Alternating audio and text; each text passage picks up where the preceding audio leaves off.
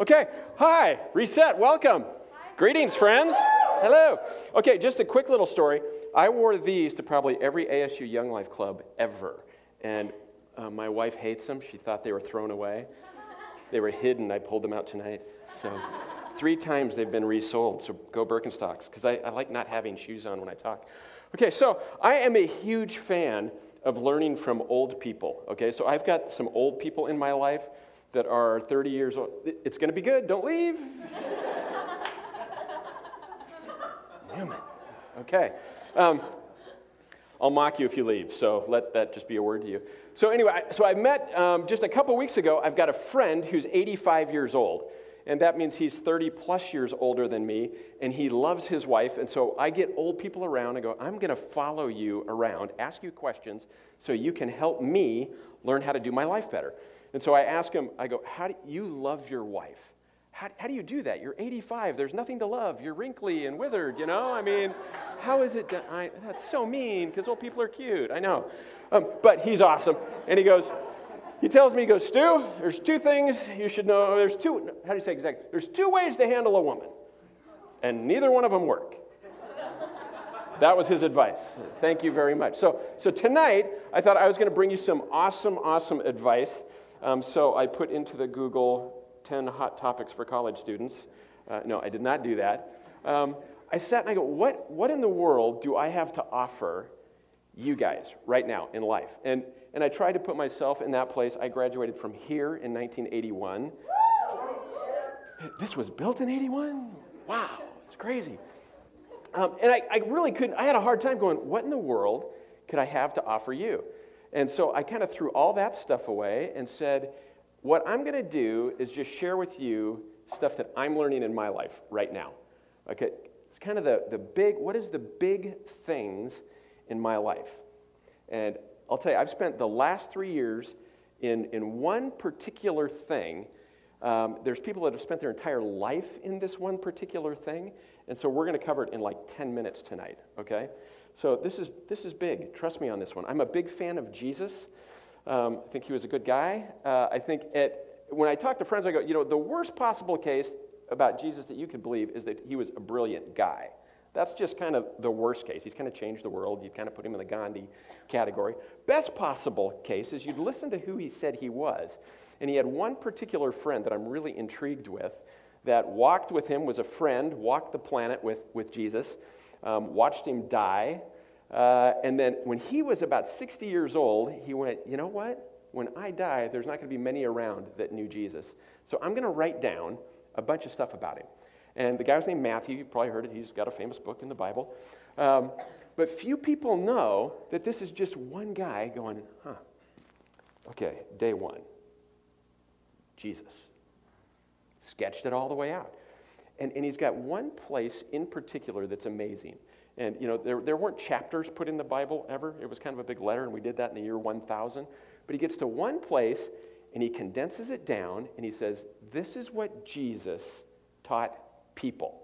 And it's only, I don't know, it's maybe 7 or 8 pages of all the stuff that Jesus taught, that we know when he got before a crowd of people, this is what Jesus told him. He told them this group of things. So tonight, I'm going to give you that really quick. You're going to walk out of here tonight going, I know what Jesus stood before people and told them. That'll be a pretty good thing, yeah? Okay, we'll take that. Okay, so here it is. Matthew, I'm just going to jump right in here. You might have heard this before, being called the Sermon on the Mount, and that's because Jesus was on a mount. Yeah, correct, exactly. Jesus had another friend that wrote the same thing, and it was called Sermon on the Plain because Jesus was on the plane. Right, so these things I'm telling you, a lot of people wrote. There's other historians that aren't in the Bible that go, there was this guy named Jesus, and he came, and I went, and I paid a ticket, and I got to hear from him. Here's what he said. But these same things are listed all throughout. So this is what Jesus told people. Let me just start right here. So Jesus just healed a bunch of people. There was thousands, we know, following him, right? It says, now when Jesus saw the crowds, he went up on a mountainside and sat down, and his disciples came to him, his friends. About 15, 20 folks that were with him. So who's in the audience? Crowds and some followers, right? So that's who we know he was talking to. Okay, so picture this. Picture 5,000 people, Jesus sitting down, And here, now you've heard, wow, this guy's been healing people. This guy is amazing. There's a big ruckus about him. There's people trying to arrest him. What does he have to say? So Jesus is standing before all these people who don't really know him, and this is what he says. Listen to this. He goes, blessed are you who are poor in your spirit, for yours is the kingdom of heaven. You ever been poor in your spirit, like inside, like going, I'm not really rich here. I'm not really feeling. So Jesus looks at all those people who never even heard of him before. He said, you ever been poor in there? God's kingdom is a place for you.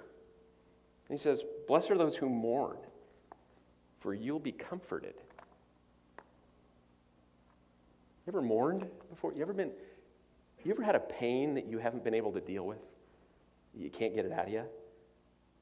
These people go, what? Blessed are the meek, kind of quiet, reserved, for they're going to inherit everything. Blessed are those who hunger and thirst for righteousness, thousands of people. Or a better way to say it, hunger and thirst for God's faithfulness. Are you going to be faithful to his God? For they're going to be filled up. You ever had that in your heart? You ever gone, God, why in the world, why is this unjust? Why is this? Jesus was talking to that kind of person. Blessed are the merciful, for they're going to be shown mercy. Blessed are the pure in heart, for they'll see God. Blessed are the ones who try to make peace, because they're called children of God.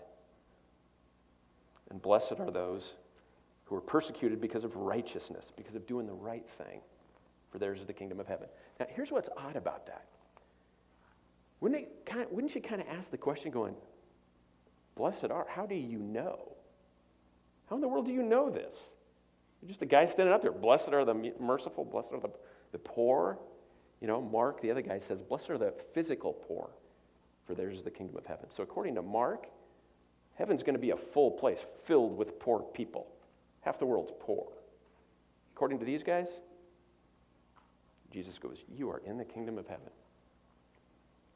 Now, here's an odd thing about that. There is no requirements or conditions on that. Jesus stood up before everybody and said, God, if your heart's poor, you're in the kingdom of heaven.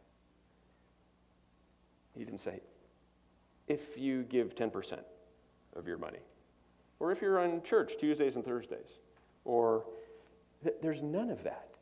He said that to the crowds. The very end, if you skip to the very end of this, it said these crowds were amazed at him because he taught as one who had authority. That is good news.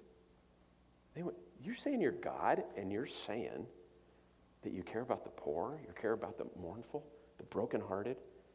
I'm telling you, that's good news for me. I go, I need somebody who loves the poor in spirit. If you knew me, I got a bunch of crap in me. And then he says an interesting thing. He changes the tense of the verb. He says, blessed are you, when he turns to his disciples now. The crowds are hearing this. So these are words, if you want to be a follower of him, this is what Jesus says to him. He goes, blessed are you when people insult you and say all kinds of evil against you for following God. So if you want to follow Jesus, it's hard. Wah, wah, bad news. Okay? That's just one of the things he tells us. If you want it, you're signing up for hardship. Because, think about it in the world. Do you know anybody, like in class, walking around school, anybody who goes, oh, Buddha? No, because it means that, oh, great Mother Earth creation force. No, we don't, right? Why? But Jesus Christ. Like, that's offensive. That name has power. You ever think about that? How come that's a word we use?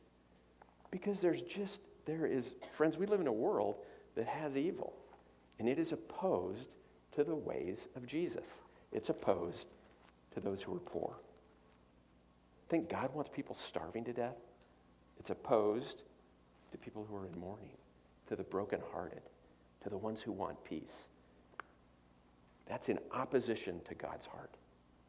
So the first thing, if you want to follow Jesus, it's going to be hard. I love this. He goes, if you're following me, you're going to be salt and light. I love that. If you want to be a follower of Jesus, that's like seasoning on the world. Like, tasty. I like it. The world's kind of sucky, but now it's better. That's what you are. If you want to follow Jesus, you're signing up for being that. And I love light of going, because where there's light, there's no darkness. You can't hide in the light. That if you want to be a follower of Jesus, you kind of live in the open. Go, yeah, that's it. I know it's a wreck. It's what it is. It's what we're working with. It's light, and you bring light like that to others. And then he gives 6 specific things. And I'll read you just one kind of in the real language. It says, you have heard it said to people long ago, you shall not murder, and anyone who murders will be subject to judgment. But I tell you, so that's how kind of he says it. He says, but I tell you, anyone who's angry with a friend. So here's the thing. If you want to be a follower of Jesus, he goes, you can't be an angry person. Why? Because it's a big, mean law? No, because God's not angry. We reflect the one we love, the one we follow. God's not angry? I thought God was pissed off. No, because when he's standing before the multitudes, he wouldn't have said, hey, are you hurting, poor in spirit?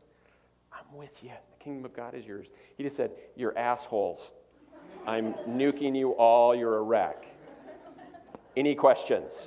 You know, he didn't say that. Jesus' friends wrote this down. This is what he taught all over. That's why it's called good news. You care about the brokenhearted. You care about those who life hurts. You care about the powerless. I'm on your side. I'm with you. Incidentally, that pissed off the religious people at the time. So, number 1, you can't be angry. Why? Because God's not angry. That's good news. Number 2, it says, you have heard it said, you shall not commit adultery, but I tell you, bottom line, you can't be a lustful person. If you want to follow Jesus, he says you just can't be lusting after other things. You can't want what you always want, but I want that, but I can't have it, but I want it, I can't. You can't do that. You got to be a person satisfied. Doesn't mean we don't work hard, but you can't desire the things that aren't rightfully yours. Why? Because God isn't lustful. God is all about giving. He's about giving it away. Jesus said, you have to lose your life to find it. Next item. This is an easy one. Number 3, stay married. Kind of anticlimactic, huh? Want to follow Jesus? Jesus said, love your wife. That's a powerful thing. Does that mean if we mess it up and we have friends or parents or divorce, or we've been through divorce, God doesn't forgive you? No. Then you go right back to number 1. Blessed are you, poor in spirit. I'm with you. See, this isn't a laundry list. This is a heart list. This is a heart list of who God is. Stay married. Why? Because God is faithful in his relationships. Be like him. Number 4, be a person of integrity. Let your yes be yes. You shouldn't have to take an oath. I swear to God. Oh, now I believe him. Before, Say, no, your life should do that. Your life should speak of integrity. Your friends shouldn't go, I need you to swear that you're going to do it. You should just go, no, that's Stu. He does it. He does what he says. Jesus says that's what it means to be a person. Why? Because God is a person of integrity. God is a God of integrity. His word is good. He says bless the poor. He's going to bless the poor. Number 5, don't be a person of vengeance or revenge. Dang it. Why? Because God isn't revengeful. He's not about vengeance. So he doesn't want people to follow him to do that. 6 is the last one. It's the hardest one for me. And I'm not sure I agree fully with it.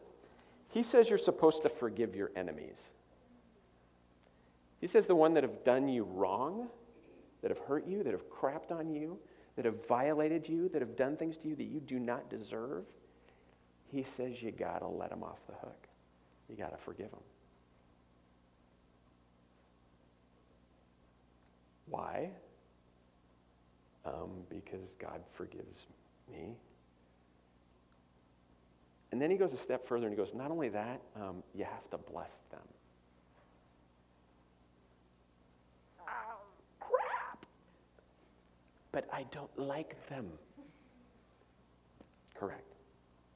He wants you free. He wants you to be like him. To go, regardless of who you are, I'm going to love you. And I want the best for you no matter what. Do you have anyone in your life like that? Do you have anyone in your life that you have totally crapped on?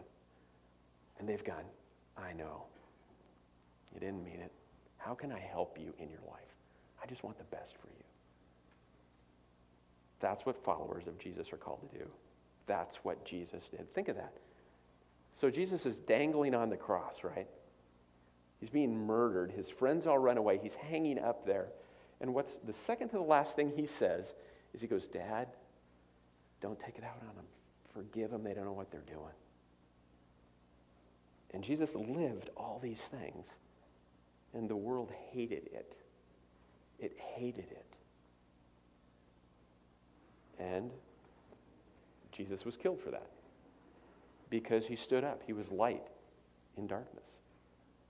He was murdered for that. Like, that's the way to end this. And in God's economy, it really had no bearing. Because death didn't hold him. Death didn't kill him. Death didn't stop him. 3 days later, it was crazy, life-changing, world-changing event. He walks out of the grave. So all this vengeance, hate poured out on him. He doesn't respond in anger. He responds in love, and he responds in life. That's what it's like to be associated with Jesus. So all the crap can come at you, and you respond in an unbelievably loving way, and evil is powerless on you. That's what it means to share in the life of Jesus, to share in his resurrection. That we get the power of God through following him. That we're not bound by the stuff that binds everybody else.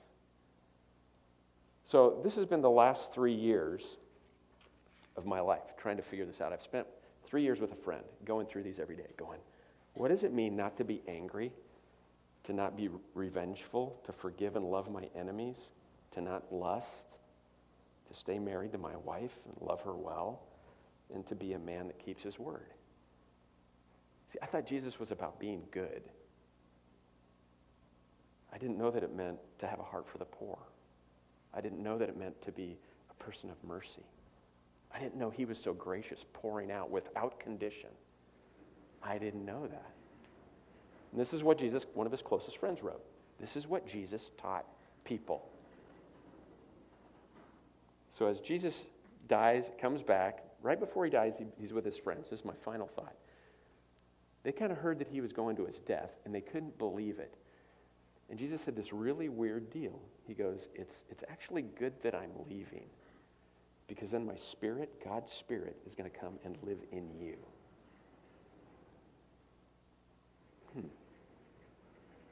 And then he said something even wilder. Then he said, and then you're going to do things greater than I did. Friends, Jesus raised people from the dead. He fed thousands of people on nothing. He brought down governments. If you follow Jesus, that's what's in store for us. If you follow Jesus, God's Spirit will. I know 3 people cured of cancer in the last year. I don't know why every person who has cancer isn't cured. I don't know. It's a mystery of God, but I've seen things I can't believe. We've got Ugandan nuns who are not educated, who have 500 child soldiers they've rescued in the midst of guns pointed at them. Little squatty nuns. Armies can't do that. Oh, it's that Jesus thing. It's that resurrection. It's that Spirit of God thing. So this has been the last 3 years of going, I'm in way over my head with this Jesus stuff. I wish I could give you a lot more details on stuff. I just know it's a mystery, and he calls us to really incredible things, and it's kind of fun living a life following him. So that's all I got. That's all Google pulled up with. So let me pray for us. and we'll be gone.